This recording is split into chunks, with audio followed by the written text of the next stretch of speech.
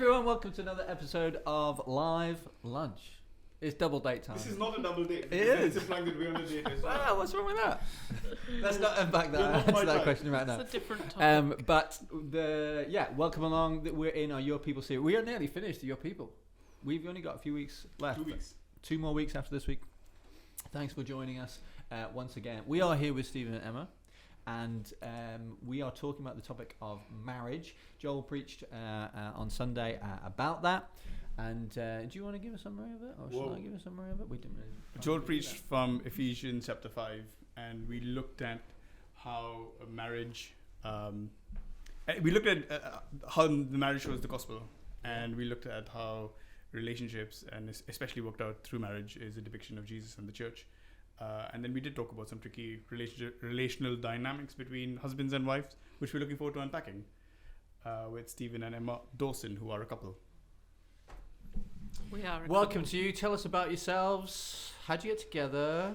Oh gosh, we have not Very got long quickly enough for that. that. We want to get into the deep things of Ephesians 5, but just We introduce yourselves. are 19 years married.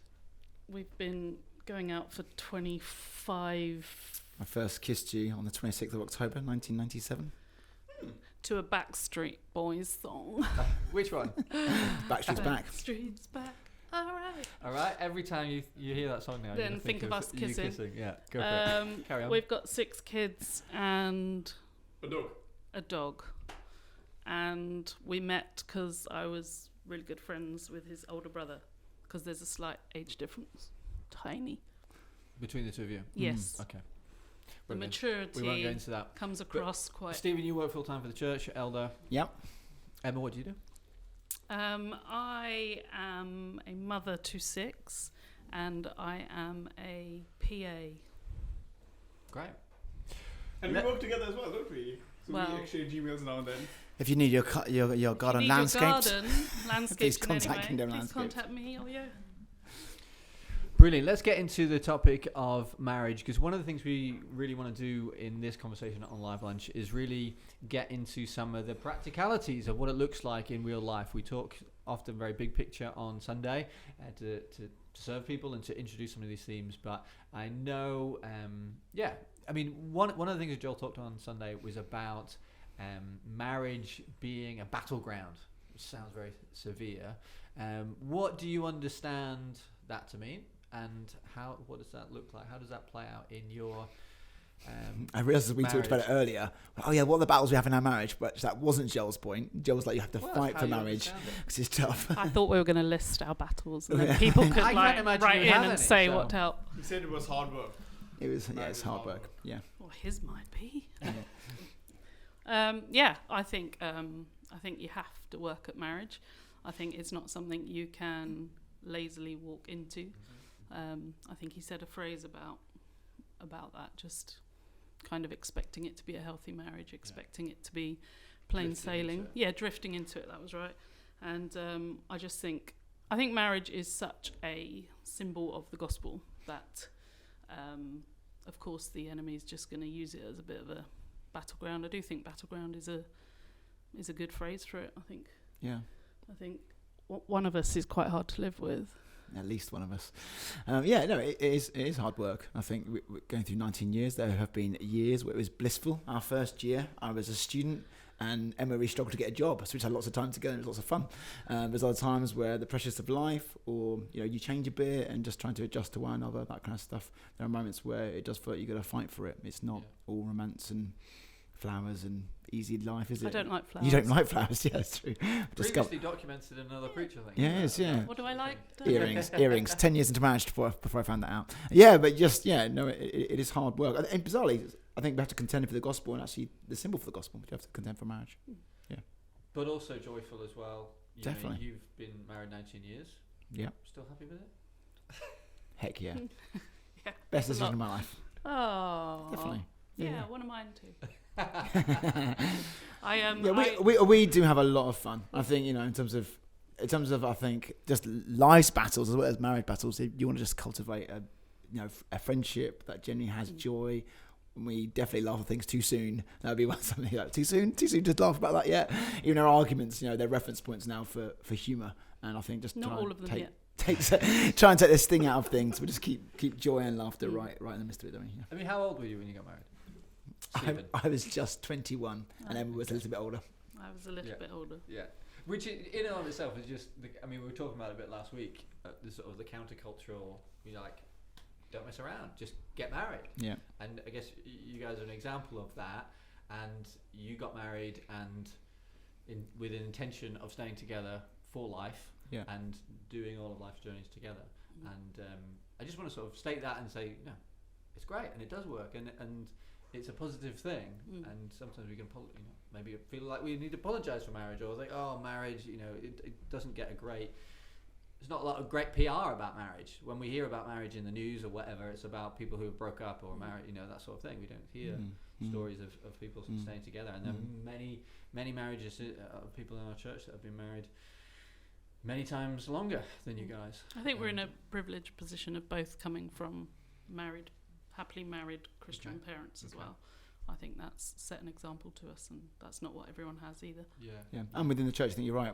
We do love to celebrate people who are married many decades, and not because they got stuck with one another, but because they really chose to work it out and walk it out, and celebrate it, and lots of things that we've learned from other couples. So going back to the whole, Amy was asking, my wife was talking to me at the end of the sermon, and the whole thing about marriage being hard work is. Did she resonate with that? Well, surprisingly, she's like, but it's not hard work, it's amazing. Oh. And then this morning something happened and she said, it is hard work. I was like, yes. She said, it is hard work or you're hard work. Well, that's words. Life is really busy. Life is hard. Life is difficult. We've all got our own challenges. Parenting, jobs, work, other relationships can be hard work and can be trickier. Why is marriage hard work? Why should it be hard work? Shouldn't it just be easier? And I think just unpicking that with her are we saying it should be chill and easy means we're not being intentional in developing our marriage and focusing on our marriage and just working out, not like, when we do come across challenges, not brushing it under the carpet, but actually working on them. And to just really set the bar, I guess that's what I'm pushing you on, is why is it important that you should work hard on your marriage? A thing that Tim Keller in one of his speeches said, he's like, you got to see marriage like a garden, and if you leave it, weeds will grow, it won't develop, but a good garden is tended to by a good gardener, and you got to put the work in to create something beautiful. So I think just really wondering, why should we spend hard work on a marriage? Feels like you answered your own question. I don't quite think I realised how selfish I was until I got married. Because you just got your own way of doing things, your own life, your own thing, and then you're sharing it with someone, and everything you've fallen in love with is so wonderful to start with, and then it might grate on you slightly. But I think you realise how selfish you are as a person, how much you need your time, your stuff, your way of doing stuff, even the way you do Christmases or do dinners or all that kind of stuff. And I think then you bring two people together, unless they have exactly the same on all of those things, there's going to be conflict. And I think it's I think if your marriage is here, how can it get to here? If it's here, how can it get to here? If it's here, how can we get it to here? Rather than, well, it's chill and it's good, let's leave it there. Well, what can we do that's better, or what can we do that's higher, or what can we strive for that's more? And the more you do that, I think there are the mix of battles and joys quite evenly matched sometimes, but I think, and then other times it outweighs one on the other. I mean, culture shows us romantic relationships are all about chemistry, and once you find the one, everything's great, happy ever after. Just that's not true in anything in life. It's just not anything that's good or valuable comes through hard work. There are wonderful moments where there's instant chemistry, and they're the little holidays in life. The real kind of day in, day out stuff of life is hard work. Everything. You're going to build a business, you're going to raise a child, you're going to build a friendship. It's similar in that sense. It's not. Life is hard work, and I think marriage. It's just within that category, but I guess it's another thing. It's the category in terms of it's the person you are going to spend most time with. It's the person who's going to see you warts and all. They're going to, seeing your best days. They're going to see you on your worst days, and you're going to have to work those things out.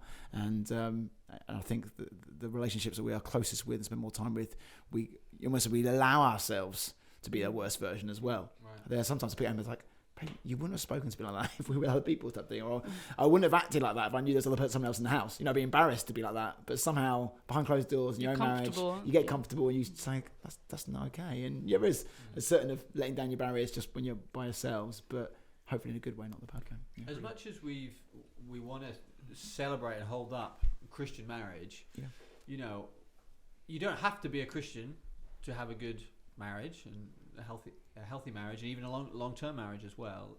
Let's be real about that. So then, what are the distinctives of a Christian marriage?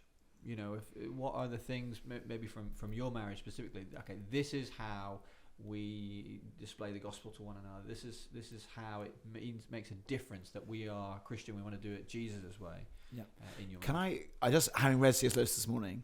He's like, all marriage belongs to God. All love belongs to God, actually. And I think sometimes you can say, this is a Christian marriage, this is a non-Christian marriage, or this is Christian love, this is non-Christian love. Actually, all love is God's. God is the divine one. Actually, any love is a picture of the fact that God has put love into people, and we're made in his image. And so, just a slight theological point, but still, I take the question at point value. It's in Song of Solomon, where it talks about love is the flame of the Lord. The flame of love is the Lord. I've massively misquoted that.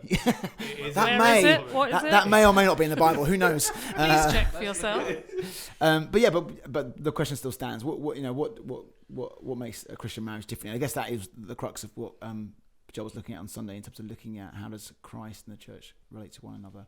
And so I guess we were talking about it, weren't we? I think when we are counselling other people in marriage, and we talk about our own marriage, that kind of stuff. What are some distinctives we talk about in terms of it being gospel-centred or Christ-centred?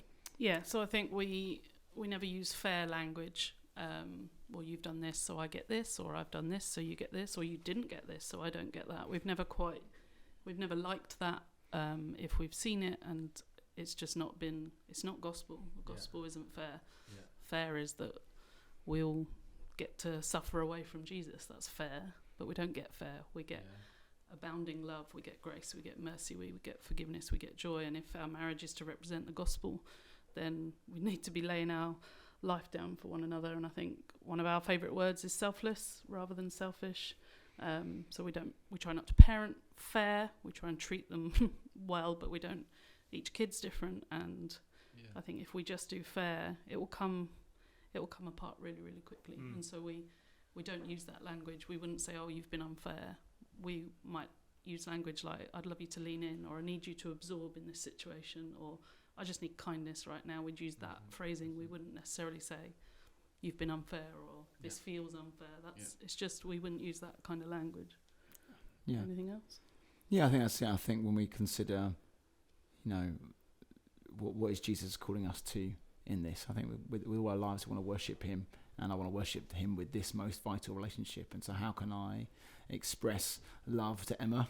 Even how can I express anger at times? How can I express frustration, but in a way where Jesus is still honoured in those moments? And so I'm looking at that, not trying to get my bit, not trying to fight my corner, thinking actually how to bring it in my best moments. I get it wrong. Let's be clear. But just thinking about those moments. So particularly in Ephesians 5, it's like, what does it look like to lay my life down? And that's a big, when if I can get enough time to get it in my head before words come out of my mouth, which doesn't always, it changes the tone of everything. It's actually, Jesus, you lay down your life for me. What does this look like to lay down my life in this particular situation? Doesn't mean I become a walkover. Doesn't mean that I don't say hard things at times, but it does mean that it changes the tone and the way we relate to one another. I think the gospel as well means that I'm sorry and I forgive you should come quicker. That doesn't mean they do, and it doesn't mean it's easy. So I say I apologise when I don't mean I'm sorry. I apologise because I think that's the right thing to do. But I think if there should be a competition of who can be the first to say sorry, who can be the first to forgive, and sometimes you just don't want to.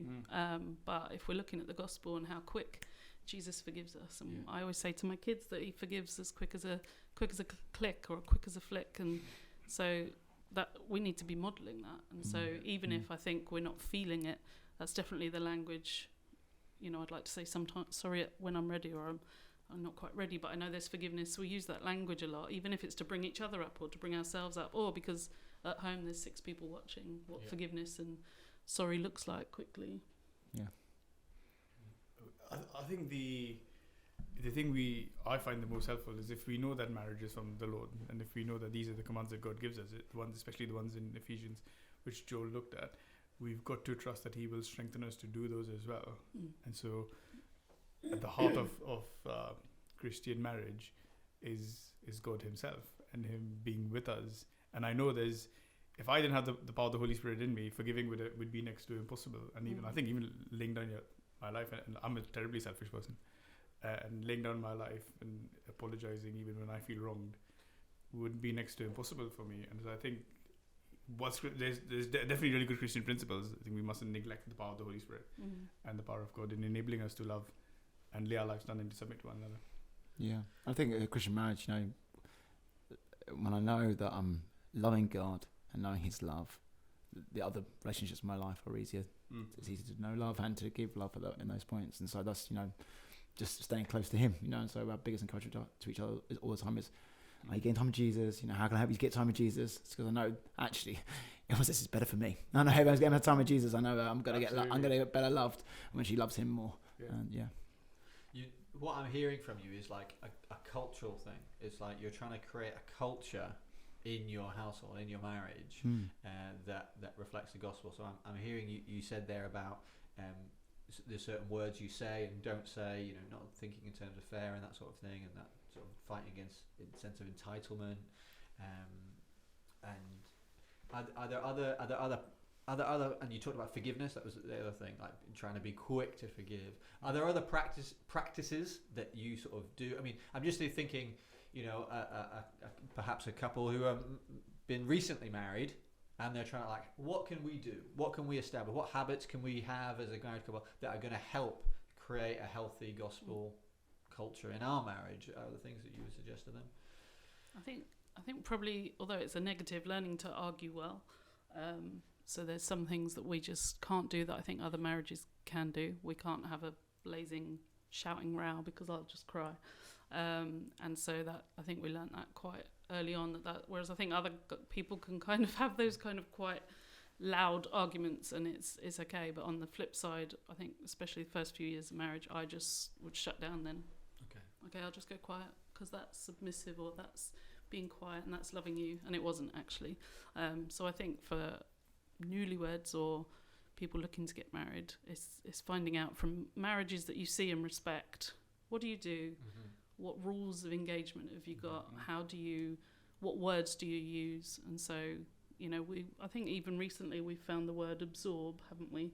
Which is when one of us is just feeling, and the other one wants to counteract with, but it's like, in this moment, can you just absorb what I'm saying? Yeah.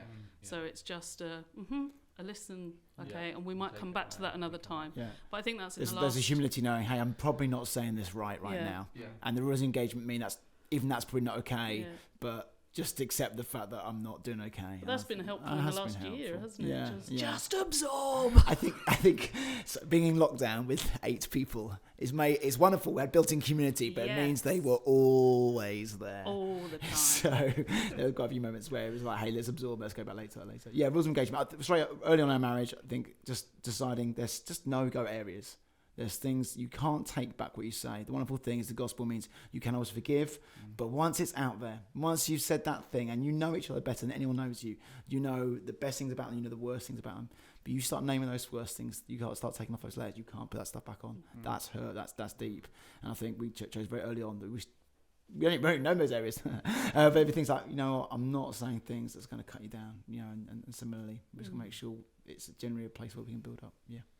I love the point on absorbing, because there have been times when Amy's been saying stuff and I've tried to rush to fix it and to try and resolve the thing, but she doesn't need that. She just needs to talk, and it's so helpful. I think even just naming it and saying absorb it, just absorb. Yeah, it's brilliant. But what I'm hearing as well is that you are talking about how to talk to each other, and you've worked that out over time. So, and I think that's the thing. You're actually being reflective. You're talking. You have a disagreement, you have an argument, have something that goes wrong, or even not. But you're actually just reflecting and say, how can we do this better? How can we understand one another better? How can we? Because if your spouse doesn't know how they can express disappointment to you, they might not ever want to do that. Yeah. Because it's going to bring pain. You know, if I would bring my pain out there, like, that's not comfortable. Yeah. And if we don't allow each other to do that, though, we keep it in or we don't Yeah. communicate it, and then it's not healthy. But actually, you need to give each other permission to just say it what you're feeling, or just say, this. You said this, and this is how it hurt me, or this is what I heard, and you're constantly talking about it. And I mean that's one of the things that we, in our marriage prep that we do in this church, when we have that kind of process and engage couples, meet up with couples who are married. I mean, I helped put together that material, but It's very good as well. But really, what it tries to do is to try to stimulate conversation. Just actually to communicate about it's trying to establish in a young couple or an older couple who are getting married that a practice of talking about your marriage and reflecting on it is going to be a healthy thing to do. And it sounds like you're doing that just as much, if not more, 19 years on than you did at the beginning. Oh yeah. And you have to do it in a different season, lockdown or whatever. What does it look like now? That sort of. Yeah. That's really. I think great. communication's key. I don't think you can over communicate. I've yet to learn how to. I would never over communicate. I reckon you're having a good go. All the words. But I think we've definitely learnt that over the years, and I think Stephen's got definitely more him, and I've definitely got more me, and so I think we've had to communicate more. This is how I feel, even if you didn't mean it. This is how it came across, or this is what I need. I think I used to assume Stephen would know what's in my head. He doesn't know what's in my head. It's probably best.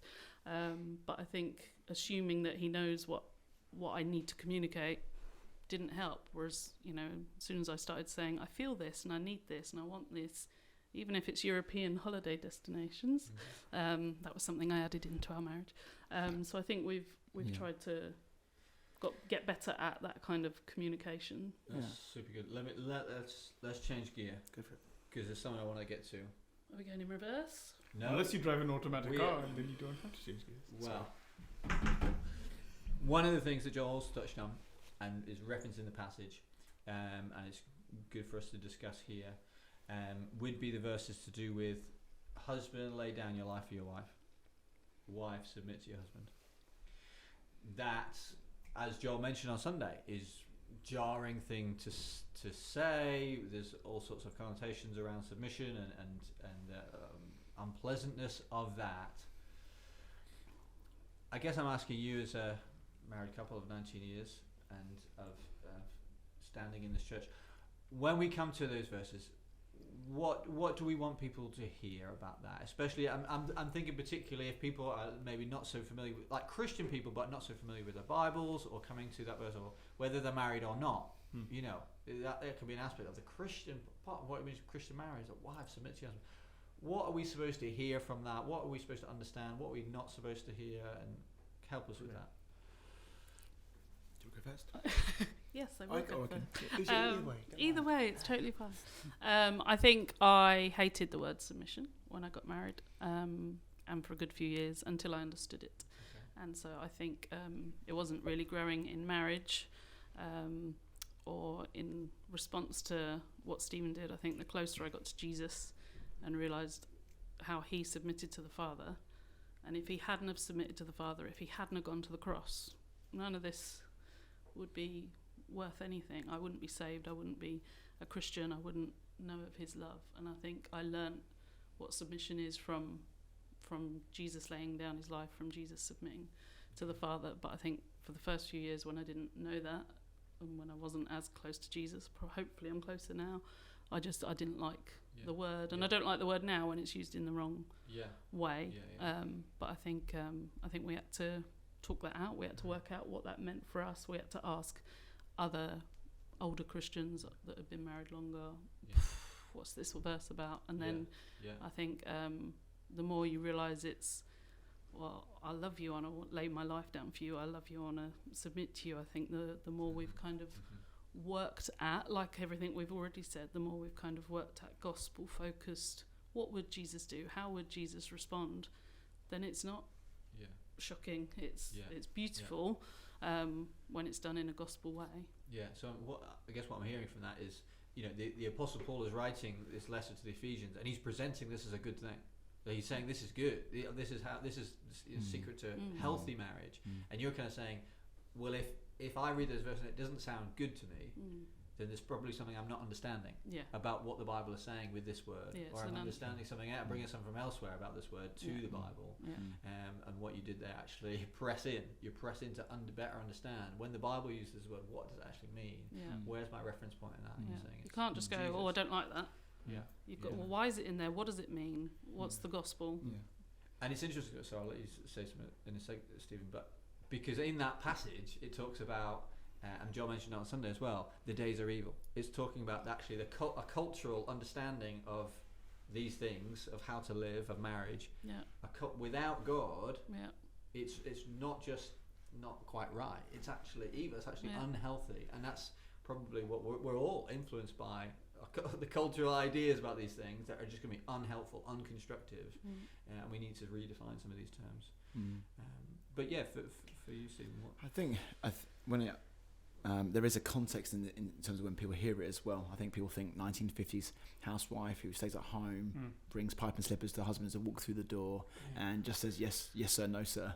You know, I think when the Bible uses words like helper and submission, that I think it's we've got a context, or that's what a Christian wife should be. You know how we've seen that. And but when you dig into another Bible talk about the Holy Spirit as the helper. Talks about Jesus submitting. And no, these are godly things. These are not things out of the culture. These are things right there in who God's character is. Whereas as a guy, I want to be a really good helper. I want to be really submissive in all kinds of areas of my life. And when I'm not submissive, that's ugly. And that's the Bible talks about in other places as well. And so he's asking the wife to do something. It's not out of step with other parts of the Bible. I think though, as Christian couples, though, it is a wrestle, because I think guys often, out of good heart, want to lead their wife well, and think they lead it by the fact that she then submits to him. And if she's not submitting, then what's going wrong? Or why isn't she jumping to the things I'm telling her to do, or that kind of thing? Or why can't we agree on everything? And that kind of thing. But I think then we look at what leadership is, and the Bible says there very clearly it was about laying your life down. Jesus is the leader.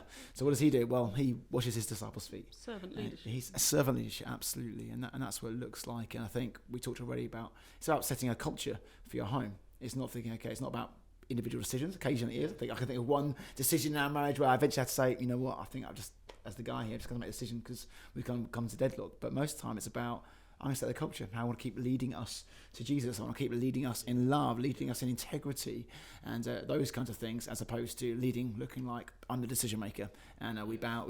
This home now orbits around me. No, I'm there. I'm responsible for everything. I care about the whole thing. I care about how the children are parented. I care about your work. I care about my work. I care about how the house is and all kinds of things. Yeah. Expressing care that way. Yeah, I think even if you are a good husband, you want to walk this verse out really carefully. You don't want to think this is a great excuse for me to exercise my authority and make things happen my way. Especially when, like you, Stephen, you're married to somebody who's very gifted and talented and just has a tremendous leadership gift. And I know there's times when Amy leads our prayer life and she leads our prayer times. And I think I don't think I have a question. I think it's a verse you want to get correct for your marriage, because quite sadly it can get corrupted, or it could go into either end of the extremes, which aren't helpful.